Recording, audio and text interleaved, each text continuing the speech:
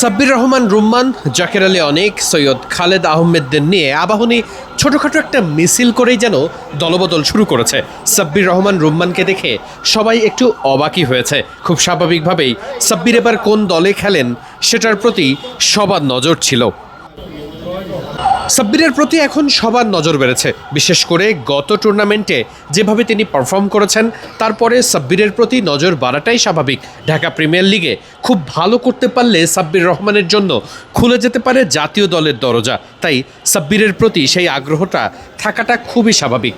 Dhaka premier লিগে এবারের আবাহনীতে গতবারের মতোই দল পরিচালনা করবেন হান্নান সরকার। তার দলের হয়েই তো সাব্বির রহমান রুম্মান রাজশাহীতে একাই যেন দুর্দান্ত ইনিংস খেলে সবার নজর কেড়েছিলেন, তাই খুব স্বাভাবিকভাবেই একটা ব্যাপার মনে হচ্ছিল।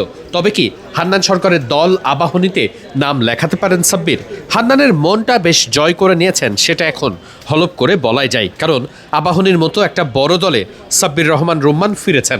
সাব্বির যখন টেবিলে বসে নিজের কাগজপত্র সবকিছু ঠিকঠাক করছিলেন, এক কথায় দলবদল করছিলেন, তখন আবাহনীর বেশ কিছু সমর্থক পাশ থেকে বারবার বলছিলেন ঘরের ছেলে ঘরে ফিরেছে, শুধু 4 আর ছক্কার বন্যা হবে।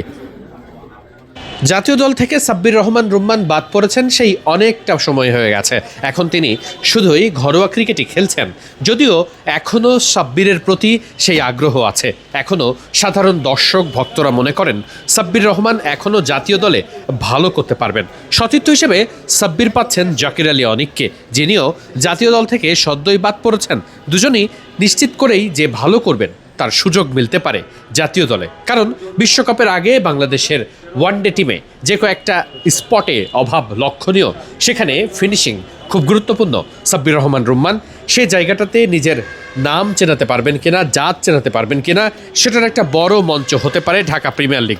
অতীতে সবসময় ঢাকা প্রিমিয়ার লিগে কোনো ক্রিকেটার ভালো করলে তার জন্য জাতীয় দলের মঞ্চটা ওপেন হয়ে যেত।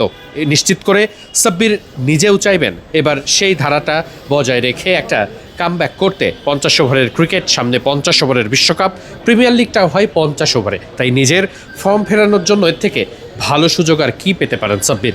দেখা যাক সামনের দিনগুলোতে সাব্বির কতটা ভালো করতে পারেন সেটা সময় বলে দেবে। তবে আবাহনী মোহামেডান নিজেদের যতটুকু অর্থ দিয়ে যত বড় দল কিংবা যত টেকনিক্যালি সলিড দল গড়ছে, তাতে নিশ্চিত করেই কোন দল চ্যাম্পিয়ন হবে বা রানার্স আপ হবে সেই সাফল্যের পাশাপাশি কোন ক্রিকেটার ভালো করছে, কোন ক্রিকেটার জাতীয় দলে আসার জন্য একটা দাবি রাখতে পারছেন, সেসব নিয়েও নিশ্চয়ই আলোচনা থাকবে জম্পেশ।